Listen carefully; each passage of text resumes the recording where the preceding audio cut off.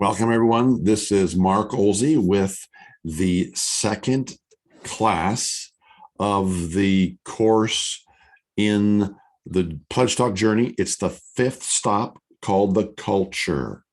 And again, this is the second class. And I want to do a quick little review from last week where we talked about the following three things. The last week's main objective was to recognize the existence of culture in the various sets of relationships that we find ourselves in, and to be able to describe what that culture is like. So to recognize that culture does exist in a marriage, in a family, in a small group, in a church, in a building, a business, a team meeting, small group. Culture exists. I want us to be able to recognize that and to be able to describe what that culture is like. The second part from last week was that we defined culture as the characteristic features of everyday existence shared by people in a place or time. So these are the features that are characteristics of that relationship, of that group, of that business or church or team or small group. It's characteristic. You know there, every time you go there, that's kind of what the experience is like. Third point was, we said culture exists in every relationship or set of relationships. Unfortunately, all too often, our tendency, however, in life is to settle with whatever culture there is rather than to seek to how it might flourish. God himself said, we were meant to be fruitful and multiply. It is what we were made to do. So I gave the assignment to assess and describe the culture that you see in three sets of relationships. And my hope in doing so was to help you to become more aware of the idea that culture does exist in relationships so that we might consider how we could have a positive, life-giving effect upon that culture. That was week one. Here's the learning objective for week number 2. The objective is this: for each one to take one set of relationships and compare and contrast its present culture with a future culture you would like to see in that same set of relationships. First, a few caveats. I want to be careful not to produce Pledge Talk followers who feel the need or think we should be going about changing every relationship or group we're a part of. I don't want us to think that we have the knowledge of how every relationship and every group ought to operate. Rather, my hope is that we simply become more aware of the culture of the relationships we are a part of, so that we might see how we could strengthen that culture, either by helping to sustain that which is good and or by finding ways we can bring life and help it flourish. The third caveat is this: remember, the idea for this course came out of me seeing so many broken marriages and families because of the work that I do. And unfortunately, seeing much of the same in team meetings I've been a part of, or even some of the churches I've belonged to. As in every course I am teaching in Pledge Talk, it is all done for the purpose of helping us learn how to love well in every relationship or set of relationships in which we find ourselves. Okay, well, that's the beginning. A few caveats. Now, starting off here, doing a simple search on the idea of compare and contrast brings up images such as the following, and I'm going to share this with you so you can see.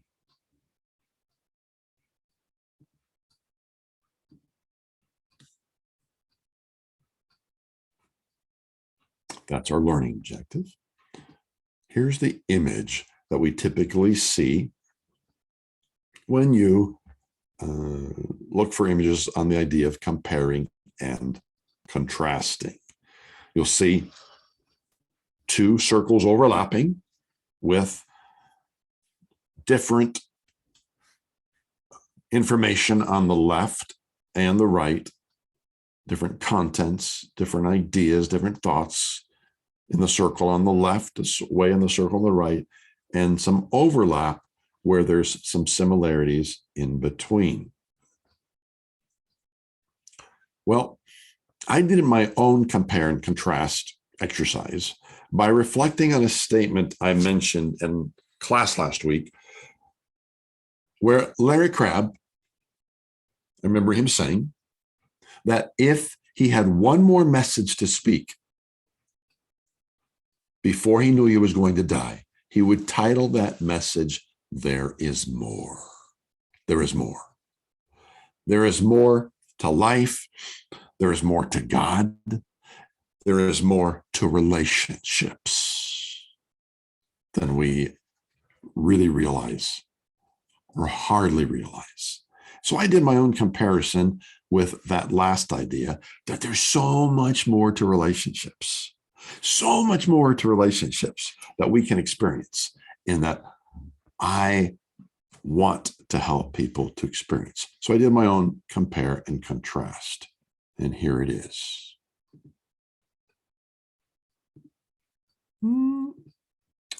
Okay, going up a little bit too far. Here we go. There is more.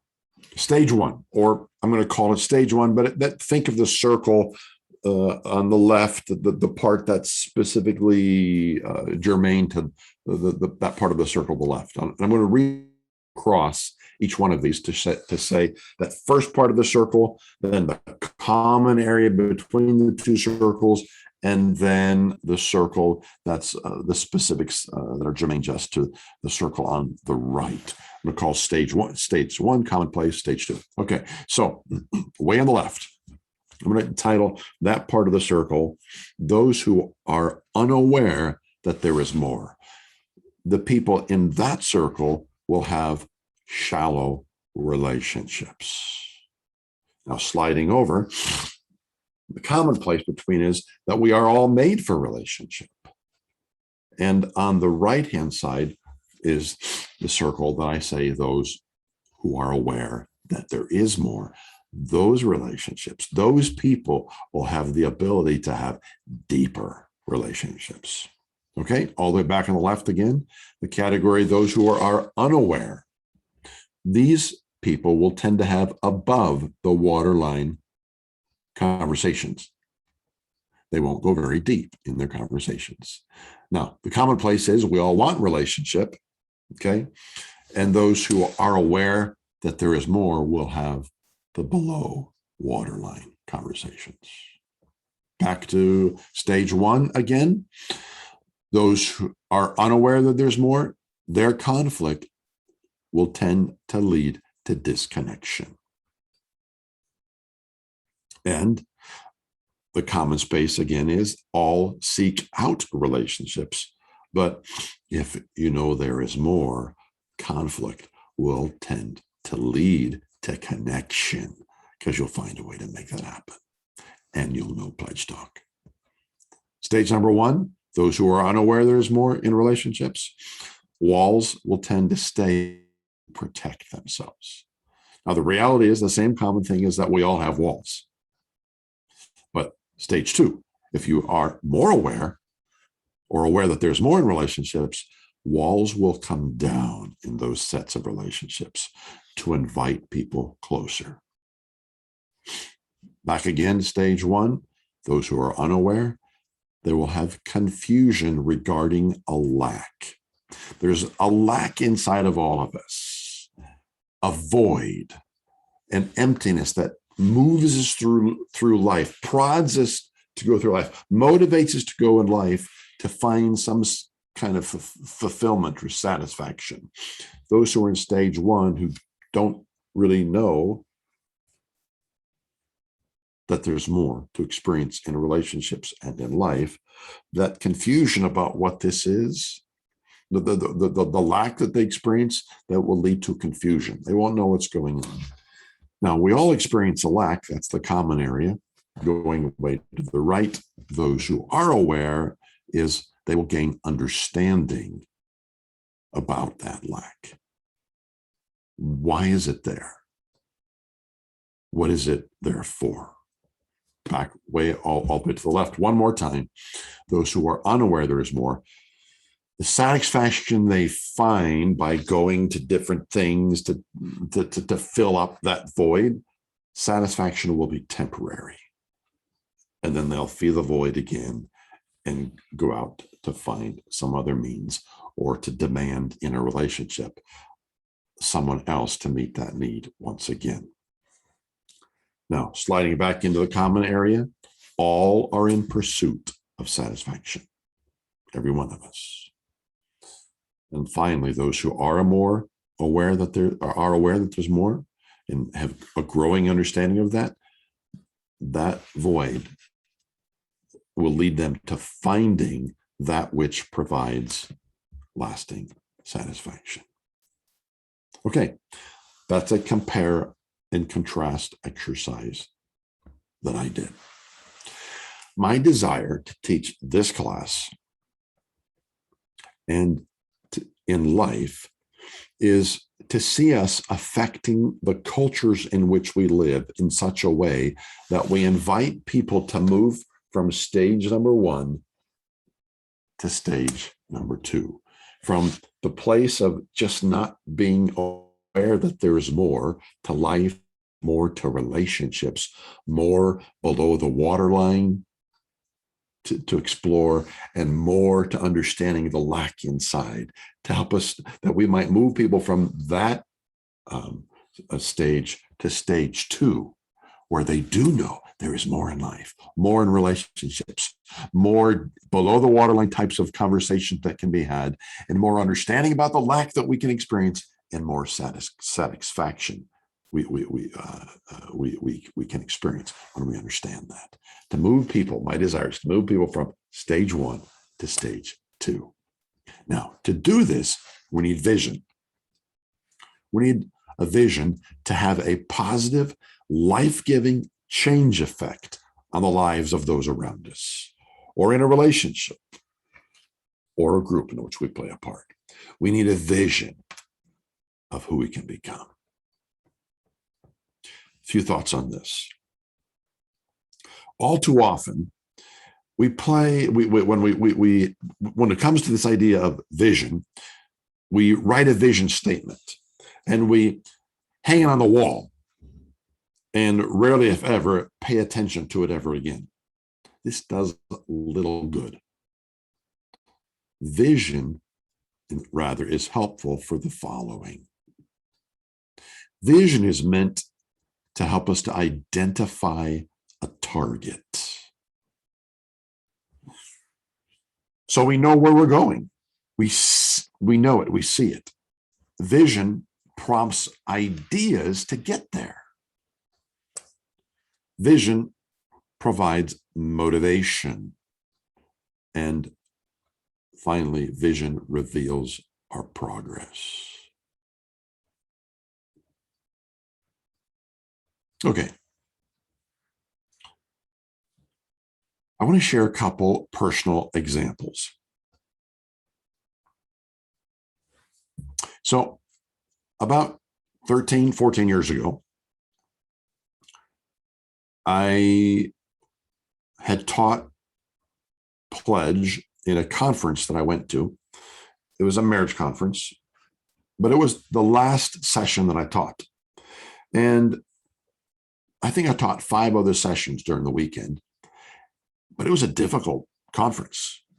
The teaching that I was sharing, for some reason, it didn't seem to be coming together well, or people weren't connecting, and I couldn't quite figure out what was going on.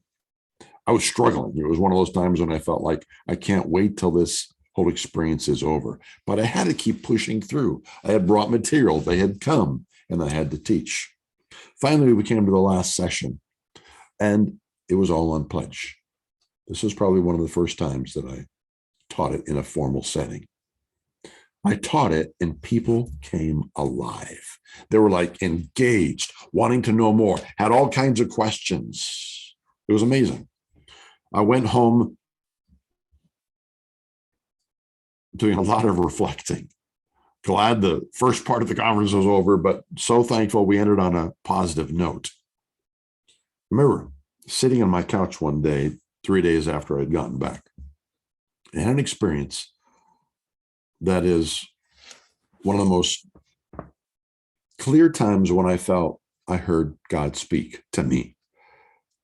That's not a real common experience for me when I hear really, really clearly, but it happened that day. I was sitting on the couch thinking about the weekend, and I felt like God said to me, Mark, I want you to stop teaching what I've given others and start teaching what I've given you. Whew, that was interesting. And I thought back on the conference, and I realized pretty much everything I taught in the other 5 sessions were material that I had gained from other people, reading another book, taking a class, going to someone else's conference, all good stuff, but it wasn't the stuff God had given me. He had given me pledge. And basically was saying, this is your contribution to the whole field of marriage and family relationships, and really all relationships. We must learn how to communicate in a way that is governed by love. That's what pledge is all about. Well, that became a vision for my life. And I had a daughter who then take that and she put it on a piece of wood with the writing, of course, you can say, that says, teach what I have given you. And you've maybe have seen, as I've done videos from this position, that I keep that on my roll top desk behind me. It's a reminder I see every day of the vision I believe God has given me. Now, that's good.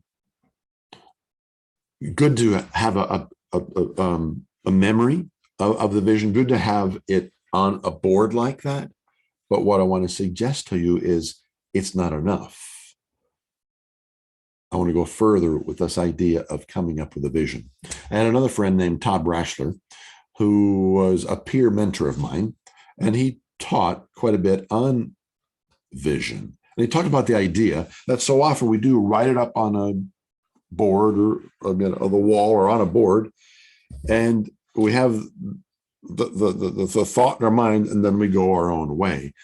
But we don't take time to reflect on the idea of it being a vision. He talked about the idea that vision is the idea of seeing. And so he said, if you're going to have a vision to bring something about, you have to take time to see it in your mind's eyes. And it takes reflection and imagination and time where we just sit to reflect on, what does that mean? And my daughter, my wife are school teachers, and they talked about the idea of when you come up with a vision to think in terms of, what does it look like? That vision. If it were to come to pass, what does it look like? See it with your mind's eyes. What does it sound like? And what would it even feel like? So I sat down and have sat down a number of different occasions over the last 10 to 15 years as I've worked on pledge and pledge talk now. And I've thought, what would it look like for people in marriages, in families, in churches, or an entire business? What would it look like for the entire business or an entire school? Really knew pledge talk well, and the administration, the teachers, the children, and even the parents? What if they all knew it? What would it look like? Whew. Can you imagine that? I'm actually working with a school right now in hopes to bring this about. But what would it look like? Wow, you could see administrative people sitting and having a dialogue, or teachers having a dialogue between each other when they're having conflict, but they're sitting down having a dialogue rather than an argument. And they're having moments where they understand and they validate each other, and they come away encouraged and encouraging each other because they're using Pledge Talk to learn. What if children were doing this, coming in off the playground and sitting on the floor, and rather than arguing or fighting, they sat and listened to each other to hear what the other person is saying and learn what the other person is saying? What would it feel like for the children at the end of that conversation when both have been heard? Well, I can tell you what it would feel like, because my daughter, who's a kindergarten teacher, has witnessed this and watched this happen. After the children came in off the playground, and she sees what it looks like, them sitting down talking, and she hears them interacting in a positive way rather than arguing. She watches them as they get up then and give each other a hug and say, once again, we want to be friends. Oh my word. That's taking the vision and expanding it to see to imagine what it would look like, sound like, and feel like. I want to teach us to learn how to do that. And so I did another compare and contrast idea, just to try to flesh this out a little bit again with Pledge Talk and the Pledge Talk learning community. So here's what I came up with. I said, I just made one idea. I thought about how the Pledge Talk right now, in a circle on the left again, if you think of that still yet, is Pledge Talk right now is a social media consideration. But what if we moved all the way to the right? What if the Pledge Talk learning community became a social media must? What if people begin thinking to themselves, I could get on Facebook tonight, but I only have 15 minutes. And rather instead, I want to get on the Pledge Talk learning community app because I want to learn something tonight that might help me with my marriage or my family or my business tomorrow. Well, would it be amazing? Can you really get a picture of that? People are going home and they're going to PLC. You see people on break at work and they're on the PLC app, not on Facebook. Someone is having a conflict. A couple is having a conflict. They don't know how to deal with it. And you see them both on their phone. But if you turned around and looked at their phone, you'd see that they're both on the PLC app, because they're saying, looking for, what can I do right now to remember that can help us as we sit back down and have a conversation? What would it look like? What would it sound like? I believe we'd be seeing, again, marriages, not fighting, screaming, yelling, but sitting down and having conflict conversations. I think we'd see the same thing between parents and children. I think we'd see the same thing at board meetings. And oh my word, could this ever happen between political parties that differ from each other, that maybe we wouldn't hear fighting and arguing and debating, that we could hear them sitting down and having a conversation? Whew, wouldn't that be amazing? Wouldn't that be amazing? Hearing them have a healthy conflict conversation. What would that feel like for us as the audience? Encouraging. What might it feel like for children?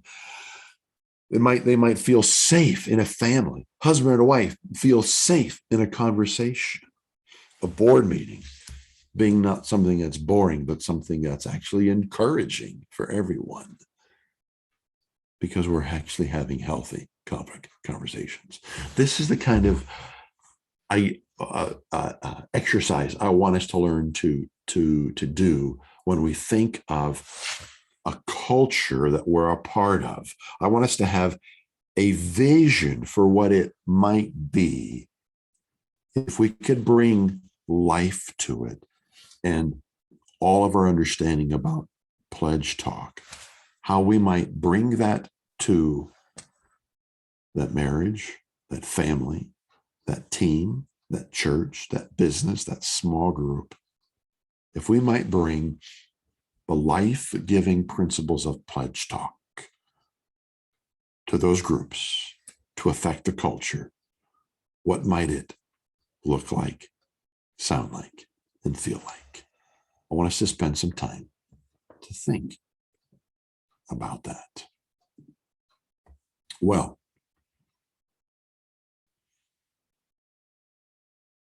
a couple quick more thoughts, because that's going to lead us into the assignment, but I wanted to tell you really quick. When I did this with Pledge Talk, and I came up with that idea of, wouldn't it be amazing if the Pledge Talk learning community became a social media must? I got really excited. And it prompted ideas, because that's what a vision does. It prompts ideas. So I came up with an idea, and I want to tell you and everybody listening to this video right now, because you're in the Pledge Talk community or you wouldn't be taking this class. Here's my idea, just one idea to help the Pledge Talk learning community become a social media must. Here's what I want you to do. I want to invite you who are in the community to share stories with me when you have a win in a conversation or a relationship because of using the Pledge Talk principles. When you have a win, I want you to message me to say, hey, I had a win, and here's what I would like to do. I'd love to say, great, let's get on a Zoom call and have you tell me about that win, and we'll spend just 5 or 10 minutes and video it, and to share what that win was and how and why it came about because of you using the principles. And then let's share that back into the community to encourage everyone in the community and get them even more and more fired up about what Pledge Talk can mean for them in their relationships. And if we do this regularly, I think people will say, I want to check the app again to see if there's any more encouraging videos, so that I can learn to do the same, take what I learned back into my sets of relationships and affect the culture in them as well. Wouldn't that be a great idea? I think it's a great idea. The other ideas too is, if you have any challenges or questions or problems, you don't know what to do, let's hop on a video. Let's talk it through in a short 5 to 10 minutes and make a video out of that as well. Anyways, that was an exciting idea that came to my mind for us to put into place in hopes of envisioning the Pledge Talk learning community becoming a social media must. Well, okay. Here's the assignment then that I want to give everybody. And it's in the notes. I was trying to see if I have it up here. I don't know if I have it up on my PowerPoint that I was going to be able to share with you. Let me see if I can find this really quick. Just a minute. No, I didn't have it up there. Okay, well, here's the assignment. It is in the course, the module. And so just look down for the assignment, and it's threefold. Here's what I want you to do. I want you to, after watching this video, to give me a takeaway. So type in the activity feed, in the culture class activity feed, type a one sentence or a paragraph idea of a takeaway from having listened to this class. Second of all, I want you to envision what the culture could be like in a relationship or a group you're a part of. Take some time, like I did with my hope and dream of the PLC becoming a social media must, take some time to reflect and imagine what all it could be really like in a set of relationship, a marriage, a family, a team, a group, whatever it is. What could that be like if all of them, for instance, became aware that there is more? If everyone really learned how to love well in that community, what might it look like, sound like, feel like, if you could affect the culture of that relationship or set of relationships? So then I want you to create a 3-column table, or you can draw 3 circles. That might be easier, like I showed, and write down your thoughts. Show the importance of them of all 3. Do it so you see the importance of helping to shift, or the possible ways that you can affect the culture and shift from where it is to where it could be. Okay, that's the second part of the assignment. Here's the third part. I want you to download the app on your phone called The Chosen. The Chosen. Download the app on your phone called The Chosen. It's a new and very unique video series of the life of Jesus. So I want you to download that. Stay with me. Hang on with me a second. And from the first season, there's 2 seasons so far. They're going to be working on 7. There's 2 seasons. But from the first season, scroll down and watch the 5th episode called The Wedding Gift. Now, you can watch it on your phone or screencast it to your smart TV, which is my recommendation. And afterward, spend some time reflecting. When you watch this, how did it make you feel towards Jesus? How did it make you feel? What would that have been like if you could have been around him back then as one of his followers? Those are the questions I want you to think about. Now, there's an important caveat. I know that we all are all at different points on a continuum of spirituality. Regardless, though, of your thoughts regarding Christianity or Jesus himself, it could easily be argued that at the very least, Jesus is one of the most, if not the most important figures in history. I just think you could be argued that way, whether you believe in him as being God or not. It's my persuasion, furthermore, that Jesus personified love better than anyone I know. And loving others is the central goal here in Pledge Talk. So my quest in this part of the assignment is to use a glimpse into Jesus's life, as portrayed, I believe, quite well by the director of The Chosen, to use a glimpse into Jesus's life to cause us to reflect on the effect he had on others, the effect that love has on others, and the effect you and I can have on others if we love well. So this will be a really good part of the assignment, so don't skip it. And it ties into next week's teaching. The episode is about 1 hour in length, so decide when you're going to do it. Watch it, and afterwards ask the questions. How did you feel towards Jesus upon watching it? And what would that have been like if you could have been around him back then as one of his followers? Okay, that's it for class number 2. And we'll see you in class number 3. Bye-bye for now.